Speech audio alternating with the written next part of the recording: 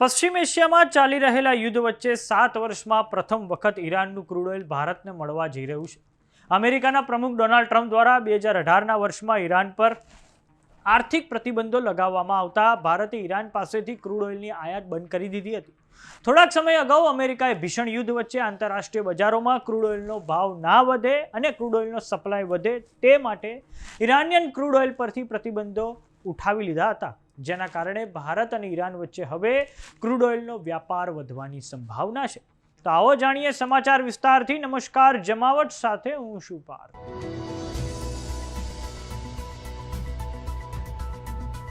ભારત સામે ઊભા થયેલા ઉર્જા સંકટ વચ્ચે એક સારા સમાચાર એ સામે આવ્યા છે કે 7 વર્ષમાં પહેલીવાર એટલે કે 2019 પછી પ્રથમવાર ઈરાનથી ક્રૂડ ઓઇલ ભારત આવી રહ્યું છે, જે અંતર્ગત 6 લાખ બેરલ ક્રૂડ ઓઇલ સાથે વેસલ પિંગશન વાડીનાર બંદરે પહોંચી રહ્યું છે. 2018માં અમેરિકાના પ્રમુખ ડોનાલ્ડ ટ્રમ્પે તેમના પહેલા કાર્યકાળ દરમિયાન ઈરાન પર ખૂબ મોટા પાયે આર્થિક પ્રતિબંધો લગાવી દીધા હતા અને આ પછી 2019ના વર્ષ પછી ભારતે ઈરાનના ક્રૂડ ઓઇલની આયાત બંધ કરી દીધી હતી. આ એટલે શક્ય બન્યું છે કેમ કે હવે માર્ચની 21મી તારીખે અમેરિકાએ ઈરાનના ક્રૂડ ઓઇલ પરથી 1 મહિના માટે પ્રતિબંધ હટાવી લીધો છે, જેના કારણે ભારત માટે ઈરાનના ક્રૂડ ઓઇલની આયાત હવે શક્ય બની છે. અમેરિકા દ્વારા આ જાહેરાત એટલે કરવામાં આવી હતી કેમ કે તેનાથી આંતરરાષ્ટ્રીય બજારોમાં ક્રૂડ ઓઇલના ભાવમાં નિયંત્રણ રહે. આ એવી જ છૂટ છે કે જે થોડાક સમય અગાઉ રશિયન ઓઇલ માટે આપવામાં આવી હતી. ઈરાનનું આ ક્રૂડ ઓઇલનું જહાજ એ જ ખાર્ગ આઇસલેન્ડ પરથી ભારત આવવા રવાના થયું છે, જ્યાંથી ઈરાનનું 90% જેટલું ક્રૂડ ઓઇલ નિકાસ થાય છે. આ કમર્શિયલ જહાજ, જેનું નામ છે પિંગશન, તે એપ્રિલની 4મી તારીખે ગુજરાતના વાડીનાર બંદરે આવી શકે છે. વાડીનારમાં રશિયન ઓઇલ કંપની રોસનેફ્ટની પેટા કંપની નાયરા એનર્જીની ઓઇલ રિફાઇનરી આવેલી છે, જ્યાં વાર્ષિક 2 કરોડ ટન ઓઇલ રિફાઇન થાય છે. ભારત સરકારે થોડાક સમય પહેલા જણાવ્યું હતું કે ઈરાનના ક્રૂડ ઓઇલની ખરીદી ફરી શરૂ કરવા અંગેનો નિર્ણય ટેકનો કમર્શિયલ સંભાવનાઓના આધારે લેવાશે. ઐતિહાસિક રીતે ભારત ઈરાનના લાઇટ અને હેવી ગ્રેડ ક્રૂડ ઓઇલનું મોટું આયાતકાર રહ્યું છે.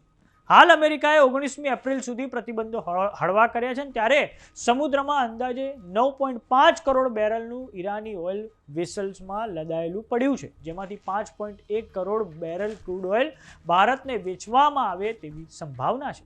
પરંતુ અહીં તકલીફ સૌથી મોટી એ છે કે ભારત ઈરાનને પેમેન્ટ કરશે કેવી રીતે, કેમ કે ઈરાન આંતરરાષ્ટ્રીય સ્વિફ્ટ સિસ્ટમનો ભાગ નથી, જેનું ફૂલ ફોર્મ થાય છે, દર્શક મિત્રો, society for worldwide interbank financial telecommunication. એટલે કે ઈરાનની બેંકો આ સ્વિફ્ટ સિસ્ટમનો ભાગ નથી. આપને એ પણ જણાવી દઈએ કે જ્યારથી ઈરાન પર 2018ના વર્ષથી પ્રતિબંધો લગાવવામાં આવ્યા છે, ત્યારથી તેનું 90% જેટલું ઓઇલ ચાઇના લઈ જાય છે. અને હવે થોડાક સમય અગાઉ અમેરિકા દ્વારા ઈરાનના ક્રૂડ ઓઇલ પર પ્રતિબંધો હટાવવામાં આવ્યા હતા અને અમેરિકાને અપેક્ષા છે કે ઈરાનના ક્રૂડ ઓઇલનો પુરવઠો વૈશ્વિક બજારમાં વધવાથી ક્રૂડ ઓઇલના આંતરરાષ્ટ્રીય ભાવો નિયંત્રણમાં રહેશે.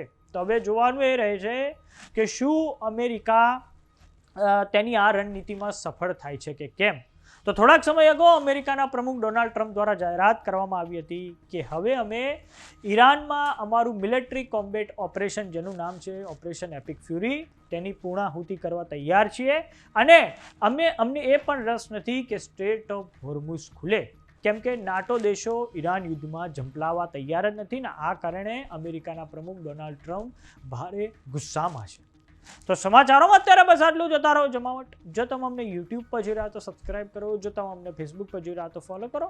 સાથે જ અમારી વોટ્સએપ ચેનલ આવી ગઈ છે, જોઈન કરવાનું ના ભૂલતા. નમસ્કાર.